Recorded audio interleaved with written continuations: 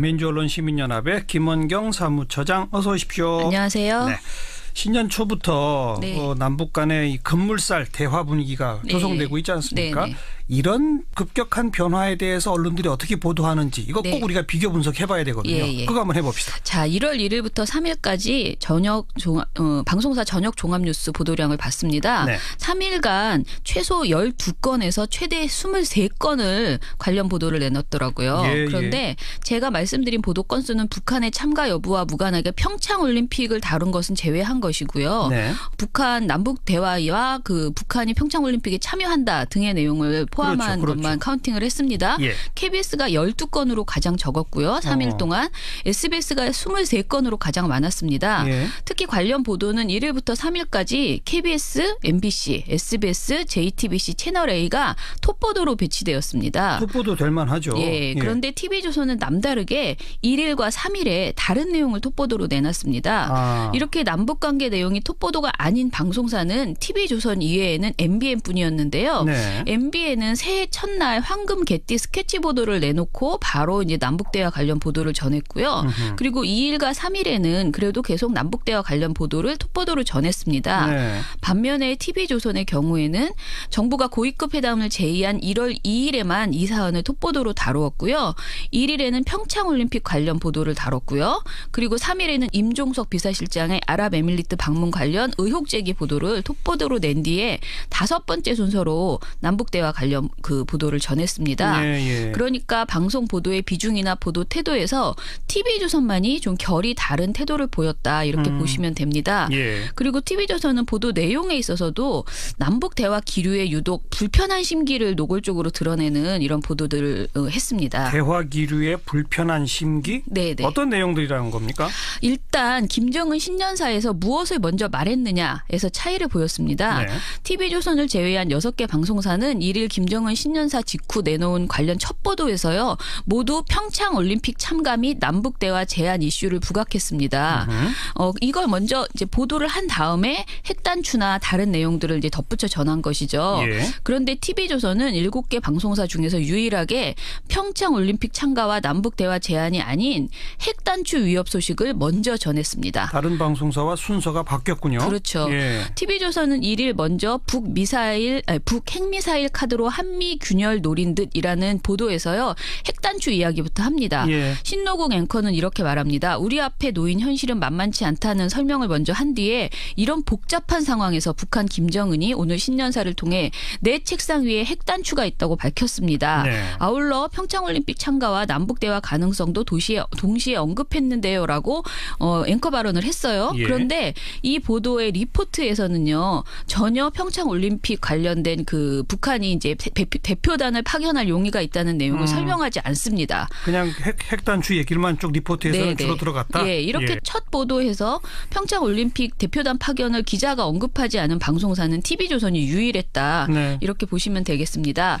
이 소식을 전면에 내세운 것은 이어지는 1일 5번째 보도에서나 나왔고요. 이 보도에서조차도 제목이 평창 대표단 파견 한미 군사훈련 중단이었는데요. 보도에서 김정은은 2015년 신년사에서도 남북대화를 제안했지만 서부 전선에 포격을 가했습니다. 한미 동맹 균열, 남남 갈등 유발 의도가 의심되는 이유입니다. 라면서 부정적인 이미지를 강조하는 데 방점을 찍었습니다. 그리고 TV조선은 1일 해설보도 그 남북대화 곧 열리나 김정은 속셈은이라는 제목의 보도를 했는데요. 제목에서부터 속셈이라는 부정적인 뉘앙스를 이제 뽑았고요. 앵커 멘트도 김정은이 상당히 느닷없는 신년사를 내놨는데 지금부터 이 신년사가 가지는 의미를 분석해 보겠습니다라고 말했어요. 그런데 이 보도에 그 TV조선 홈페이지 다시 보기를 가보면 스크립트가 올라와 있거든요. 근데 이 스크립트에는 앵커 멘트가 이렇게 써 있습니다. 김정은의 신년사를 계기로 청와대는 이제 사실상 대화 국면으로 전환됐다는 해석까지 내놨습니다. 평창올림픽을 매개로 한 대화가 본격화되는 걸까요? 라고 비교적 무난한 앵커 멘트를 이렇게 올려놨더라고요. 원고상으로는 스크립트상에는 그렇게 돼 있는데 네. 실제는 그렇게 안 했다는 거죠? 예, 실제로 이제 앵커가 발언할 때는 상당히 느닷없는 신년사를 내놨는데라고 말을 한 것이죠. 예. 이게 뭐 어떻게 된 것인지는 알 수 없지만 상당히 감정적인 표현을 했다라고 보여지고요. 그리고 우리 정부가 고위급 회담을 제안한 2일에는 신동욱 앵커가 직접 나서서 비판을 하기 시작합니다. 2일 신동욱 앵커의 시선 올림픽과 정치라는 보도에서 이렇게 말합니다. 걸핏하면 올림픽 정신을 해치는 게 북한입니다. 88 서울 올림픽을 방해하려고 칼기를 폭파했습니다. 서울 월드컵 때는 연평해전을 일으켰고 광저우 아시안게임 때는 연평도를 포격했습니다. 등 과거 상황을 쭉 이야기를 합니다. 네. 그리고 북한이 순수한 의미에서 평창에 오겠다고 한다면 더 바랄 게 없을 겁니다. 그런데 어쩌다 보니 북한 김정은이 평창 올림픽 성공의 열쇠를 쥔 것처럼 되어버렸습니다.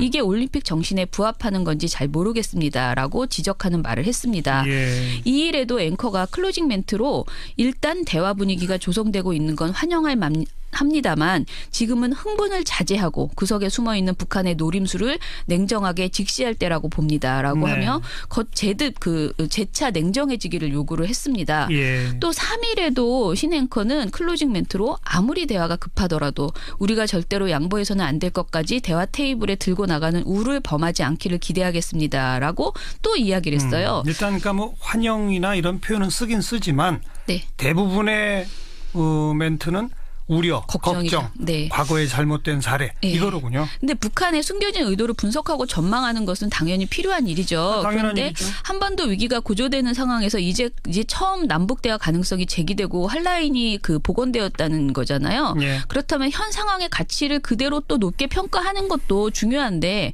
이것에 대해서는 흥분하는 태도라고 폄훼하고 북한에 대해서 의구심을 전면에 드러내는 것만이 냉철한 태도인 것처럼 이야기하는 것은 좀 동의할 수 없다라고 생각되고요. 예. TV조선을 제외하면 보도가 아닌 별도의 클로징 멘트 등을 통해서 앵커가 이렇게 직접적으로 우려하는 평가를 내놓은 방송사는 SBS 정도였어요. 그런데 SBS는 태도가 완전히 달랐습니다. SBS는 1일 김현우 앵커의 클로징 멘트가 이렇습니다. 분단의 상징인 휴전선이 지나는 강원도에서 지구촌의 평화축제 올림픽이 열리는 건 그 의미가 남다릅니다. 만약 그 축제에 북한이 함께하고 또 그걸 계기로 한반도 긴장이 풀린다면 더 바랄 게 없겠죠. 새해 첫날에 이런 상상이 머지않아 실현이 되기 바랍니다. 였습니다. 기대가 가득 차 있네요. 다르죠. 네, 예. 네. 그리고 이 밖에 TV조선은요. 문재인 정부를 상대로 반복적으로 과욕이라는 딱지를 붙이는 표현을 합니다. 2일 제목이 정부 북의 고위급 대화 제안이라는 TV조선 보도에서는요. 과속과 과욕 우려는 있지만 2년 1개월 만에 남북 간 대화가 성사될 것이란 점에서 정부 내 이견이 없어 보입니다라고 멘트를 합니다. 네. 3일에는 23개월 만에 남북 연락 채널 재가동이라는 보도에서 또 이렇게 말합니다. 과속 우려를 감안한 듯 청와대는 북한의 참가가 평창 성공의 성결 요건은 아니라고 했습니다라고 지적을 합니다. 예. 안보 위기 상황에서 한라인조차 구축하지 못했던 비정상적인 상황을 이제 겨우 벗어난 것인데요. 이를 두고 과욕이라고 말하는 것이 언론의 합리적인 표현인지 좀 의문이고요. TV조선의 이런 부정적 표현 사용은 정부의 성과를 폄훼하고 안보 위기를 부추기려는 그런 노력으로만 보일 뿐입니다. 네. TV조선을 제외한 방송사의 경우 대부분 대화 제의 자체를 문제 삼지 않고요. 이어질 회담에서의 의제와 이를 둘러싼 상황 등에 대해서 우려를 표하는 그런 양상을 보였습니다. 이어질 회담의 의제 그걸 둘러싼 우려는 해야죠. 네네. 그런데 아까 표현이 적절했던 것 같아요. 남북 대화 기류에 불편한 심기를 갖는 곳은 예. TV조선 하나다. 네네. 그 그렇습니다. 네. 그리고 오늘 일부 시간에 네. 그 삼성 이건희의 차명 계좌 관련된 보도 또 해드린 바 있는데 네. 삼성 관련 보도도 또 우리 언론이 극명하게 갈리잖아요. 네, 네. 이것도 비교 분석해 봅시다. 네. 일단 박용진 의원이 금융위원회 금융감독원 종합감사에서 이건희 삼성전자 회장이 2008년 삼성 특검에서 확인된 차명 계좌를 실명으로 전환하기는커녕 누락된 세금조차 납부조차 하지 않고 4조 4천억 원에 달하는 돈을 찾아갔다는 사실을 폭로한 바 있잖아요. 예. 이후에 새로운 차명 계좌가 기자가 속속 추가 발견되면서 경찰이 서울지방국세청을 압수수색하고 검찰은 또 관련 수사에 본격 돌입하는 등의 움직임이 이어지고 있습니다. 그렇죠. 그런데 이 소식에 대해서 방송사 저녁 종합뉴스 보도량을 점검해 봤더니 네. 격차가 너무 극심했습니다. 박용진 의원이 의혹을 최초로 제기한 시기가 작년 10월 16일이었습니다. 예. 그때부터 올해 1월 1일 사이에 7개 방송사가 방송 뉴스 또는 온라인 포털에 송고한 모든 보도량을 살펴보았어요. 네. 먼저 저녁 종합뉴스로 한정하니까 SBS가 14건으로 가장 많았습니다. JTBC가 8건, MBC가 4건으로 그 뒤를 이었고요. KBS는 이 16일부터 1월 1일까지 단 한 건을 보도를 했습니다. 예. 그리고 TV조선, 채널A, MBN은 황당하게도 단 한 건도 보도를 하지 않았습니다. 제로예요? 네. 그러니까 10월 16일부터 올해 1월 1일까지 한 건도 없었습니다. 네. 저녁 종합뉴스가 아닌 다른 방송을 그래서 이제 찾아봤어요. 그랬더니 오히려 그 격차가 더 크게 벌어졌는데요. SBS는 51건을 보도한 반면에 채널A는 모든 방송에 나오는 전체 보도를 다 뒤져봐도 한 건을 보도했더라고요. 예. 그리고 TV조선은 5건, MBN은 7건의 관련 보도를 내놨습니다. 네. SBS는 보도량만 많았던 것이 아니고요. 단독 보도도 적지 않게 내놓았습니다. 저녁 종합뉴스에서 14건 보도 중에 6건이 SBS 단독이었고요. 이 중 3건은 당일 톱보도로 배치했습니다. JTBC도 작년 12월에 연달아 단독 보도를 내놓았고 이 이슈에 집중하는 모양새를 보이고 있습니다. 특히 JTBC는 7개 방송사 중에서 유일하게 국감장에서 이건희 회장의 차명계좌 인출 의혹이 제기된 당일날 이 소식을 저녁 종합뉴스에서 전했습니다. 그나마 그러니까 제대로 다룬 건 SBS, JTBC고 네. MBC, KBS는 그냥 조금 다뤘고 네. 종편 3개는 거의 안 다뤘고. 그렇죠. 예. 특히 JTBC를 제외한 종편 3사는 거의 완벽하게 침묵을 유지했다라고 보시면 되는데요. 그나마 내놓은 보도들도 좀 당황스러워요. 일단 저녁 종합뉴스 보도는 아닌데 10월 30일 TV조선 보도를 보면 정치권 압박에 차명계좌 과세 다시 점검이란 보도가 있습니다. 제목이 이렇게 돼 있어요? 네. 근데 정치권 압박으로 본다. 그렇죠. 차명계좌가 그야말로 정치 공방 과정에서 나온 자본 수준으로 격화하려는 태도를 보인 거죠. 네. 제목부터 정치권 압박이었고요. 내용에서도 기자가 4조 4천억 원을 이 회장이 세금을 제대로 안 내고 찾아갔다는 것이 정치권 일부에서의 문제 제기입니다. 라고 말해요. 그러니까 딱 그냥 트집 정도로 규정한 거죠. 그리고 이런 보도도 있습니다. TV조선 라이브라는 이 시각 사이브라는 보도가 있어요. 근데 이 보도가 사건 사고를 모아서 이제 전하는 유형의 보도더라고요. 근데 12월 8일에 이 시각 사이브에서 기자가 이건희 회장의 차명계좌 여럿을 확인하고 관련 자료를 확보하기 위해 압수수색을 벌였다고 밝혔습니다라고 멘트를 했어요. 네. 그런데 TV조선 홈페이지에서 다시 보기 스크립트를 보면요. 어이없게도 이건희 회장이라는 글자가 지워져 있습니다. 그래요? 이렇게 되면은 이건희라는 이름을 검색을 해도요. 포털에서 검색이 되지가 않고요. 그렇다 보니까 굉장히 이 보도를 저희가 찾아내는데 어려웠죠. 네. 그러니 참 이게 왜 이렇게 됐을까? 단순 실수였을까? 이런 의혹이 되는 찜찜한 부분이었습니다. 예. 게다가 TV조선은 이 기간 동안에 이건희 회장이 여전히 살아있다는 내용의 보도를 저녁 종합뉴스에서 반복해서 내놓았습니다. 이게 무슨 새로운 소식이라고 뉴스에. 그러니까요. 그러니까 TV조선은 이건희 회장의 차명계좌 문제보다는 이건희 회장이 휠체어에 앉아서 TV를 보는지 여부가 더 중요하다라고 보도를 한 것이죠. 예. 채널A도 저녁 종합뉴스에 나간 보도가 아닌 보도들이 있었는데요. 이 보도에서 10월 30일 뉴스A 라이브라는 보도인데 이거는 아예 제목이 아찔한 역주행 방지 장치 없나라고 다른 엉뚱한 제목이 접혀 있고 9가지 이슈 중에서 이건희 차명계좌 소식을 8번째 이슈로 아주 단순하게 간단하게 전한 보도였습니다. 그것도 그럼 아찔한 역주행이라고 보는 거예요? 아니요. 이거는 역주행 관련 보도가 그 속에 하나 있어서 그걸 제목으로 뽑고 이건희 차명계좌 소식은 8번째에서 그냥 딱 한 번 언급한 그냥 거죠. 슬쩍 묻어 들어간 보도. 네. 예. 그리고 MBN도 상황을 단순 전달하는 부실한 온라인 기사 한 건만 있었을 뿐이었습니다. 예. 예. 이것도 좀 눈여겨볼 게 MBC가 경영진이 바뀌고 뭐 이렇게 된 게 그 중간 아닙니까? 네네네. 바뀌기 전과 후의 보도의 차이가 있나요? 네, 차이가 있습니다. 그래요? MBC는 지난해 12월 26일에 그 개편을 했잖아요. 근데 예. 정상화 이전에는 삼성 관련된 보도가 한마디로 그 당국 관계자의 발언을 따옴표로 받아 쓰는 수준에 그쳤습니다. 예.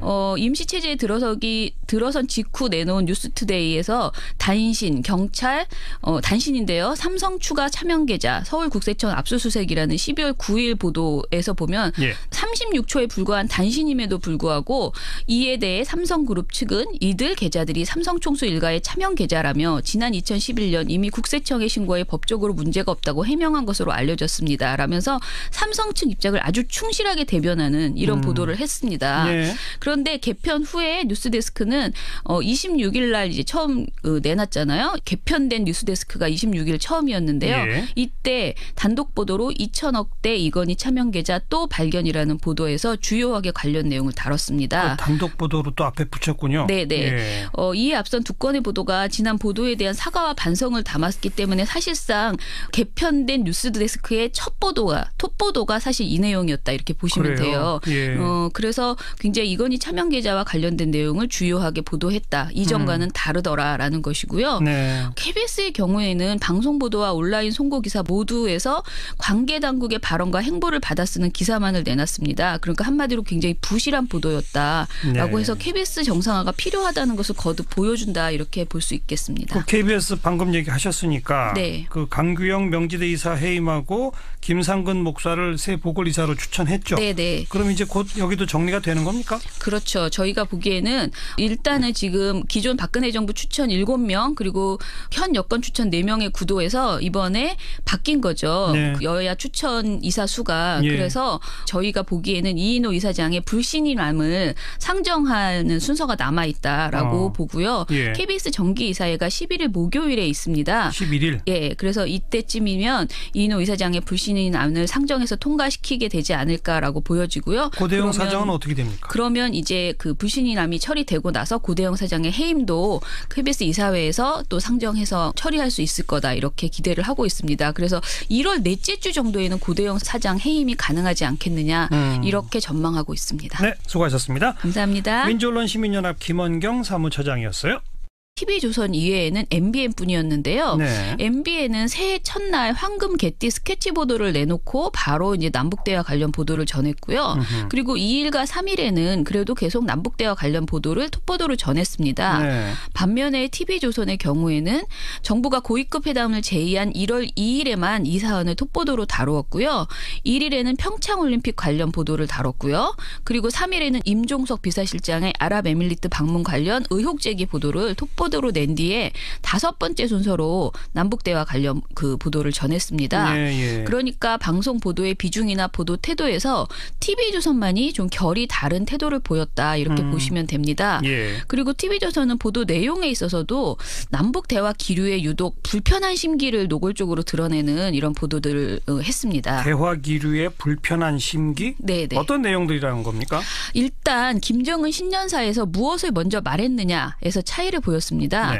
TV조선을 제외한 6개 방송사는 1일 김정은 신년사 직후 내놓은 관련 첫 보도에서요. 모두 민주언론시민연합의 김원경 사무처장 어서 오십시오. 안녕하세요. 네. 신년 초부터 네. 남북 간의 이 급물살 대화 분위기가 조성되고 있지 않습니까? 네. 이런 급격한 변화에 대해서 언론들이 어떻게 보도하는지 이거 꼭 우리가 비교 분석해봐야 되거든요. 그거 한번 해봅시다. 자, 1월 1일부터 3일까지 방송사 저녁 종합뉴스 보도량을 봤습니다. 네. 3일간 최소 12건에서 최대 23건을 관련 보도를 내놨더라고요. 그런데 제가 말씀드린 보도 건수는 북한의 참가 여부와 무관하게 평창올림픽을 다룬 것은 제외한 것이고요. 네. 북한 남북 대화와 그 북한이 평창올림픽에 참여한다 등의 내용을 포함한 것만 카운팅을 했습니다. 예. KBS가 12건으로 가장 적었고요. 3일 동안 SBS가 23건으로 가장 많았습니다. 예. 특히 관련 보도는 1일부터 3일까지 KBS, MBC, SBS, JTBC, 채널A가 톱보도로 배치되었습니다. 톱보도 될 만하죠. 예. 그런데 TV조선은 남다르게 1일과 3일에 다른 내용을 톱보도로 내놨습니다. 이렇게 남북관계 내용이 톱보도가 아닌 방송사는 평창올림픽 참가 및 남북대화 제안 이슈를 부각했습니다. 보도입니다. 이걸 먼저 이제 보도를 한 다음에 핵단추나 다른 내용들을 이제 덧붙여 전한 것이죠. 예. 그런데 TV조선은 7개 방송사 중에서 유일하게 평창 올림픽 참가와 남북 대화 제안이 아닌 핵단추 위협 소식을 먼저 전했습니다. 다른 방송사와 순서가 바뀌었군요. 그렇죠. 예. TV조선은 1일 먼저 북 핵미사일 카드로 한미 균열 노린 듯이라는 보도에서요. 핵단추 이야기부터 합니다. 예. 신노국 앵커는 이렇게 말합니다. 우리 앞에 놓인 현실은 만만치 않다는 설명을 먼저 한 뒤에 이런 복잡한 상황에서 북한 김정은이 오늘 신년사를 통해 내 책상 위에 핵단추가 있다고 밝혔습니다. 네. 아울러 평창올림픽 참가와 남북대화 가능성도 동시에 언급했는데요라고 앵커 발언을 했어요. 예. 그런데 이 보도의 리포트에서는요. 전혀 평창올림픽 관련된 그 북한이 이제 대표단을 파견할 용의가 있다는 내용을 설명하지 않습니다. 그냥 핵단추 얘기만 쭉 리포트에서는 주로 들어갔다? 예, 이렇게 첫 보도에서 평창올림픽 대표단 파견을 기자가 언급하지 않은 방송사는 TV조선이 유일했다. 네. 이렇게 보시면 되겠습니다. 이 소식을 전면에 내세운 것은 이어지는 1일 5번째 보도에서나 나왔고요. 예. 이 보도에서조차도 제목이 평창 대표단 파견 한미 군사훈련 중단이었는데요. 아하. 보도에서 김정은은 2015년 신년사에서도 남북대화를 제안했지만 서부전선에 포격을 가했습니다. 한미 동맹 균열, 남남 갈등 유발 의도가 의심되는 이유입니다. 라면서 부정적인 이미지를 강조하는데 방점을 찍었습니다. 네, 네. 그리고 TV조선은 1일 해설보도 그 남북대화 곧 열리나 김정은 속셈은이라는 제목의 보도를 했는데요. 제목에서부터 속셈이라는 부정적인 뉘앙스를 이제 뽑았고요. 예. 앵커 멘트도 김정은이 상당히 느닷없는 신년사를 내놨는데 지금부터 이 신년사가 가지는 의미를 분석해 보겠습니다라고 말했어요. 예. 그런데 이 보도에 그 TV조선 홈페이지 다시 보기를 가보면 스크립트가 올라와 있거든요. 네. 근데 이 스크립트에는 앵커 멘트가 이렇게 써 있습니다. 김정은의 신년사를 계기로 청와대는 이제 사실상 대화 국면으로 전환됐다는 해석까지 내놨습니다. 평창올림픽을 매개로 한 대화가 본격화되는 걸까요? 라고 비교적 무난한 앵커 멘트를 이렇게 올려놨더라고요. 원고상으로는 스크립트상에는 그렇게 돼 있는데 네. 실제는 그렇게 안 했다는 거죠? 예, 실제로 이제 앵커가 발언할 때는 상당히 느닷없는 신년사를 내놨는데 라고 말을 한 것이죠. 예. 이게 뭐 어떻게 된 것인지는 알 수 없지만 상당히 감정적인 표현을 했다라고 보여지고요. 그리고 우리 정부가 고위급 회담을 제안한 2일에는 신동욱 앵커가 직접 나서서 비판을 하기 시작합니다. 2일 신동욱 앵커의 시선 올림픽과 정치라는 보도에서 이렇게 말합니다. 걸핏하면 올림픽 정신을 해치는 게 북한입니다. 88 서울 올림픽을 방해하려고 칼기를 폭파했습니다. 서울 월드컵 때는 연평해전을 일으켰고 광저우 아시안게임 때는 연평도를 포격했습니다. 등 과거 상황을 쭉 이야기를 합니다. 네. 그리고 북한이 순수한 의미에서 평창에 오겠다고 한다면 더 바랄 게 없을 겁니다. 그런데 어쩌다 보니 북한 김정은이 평창 올림픽 성공의 열쇠를 쥔 것처럼 되어버렸습니다. 이게 올림픽 정신의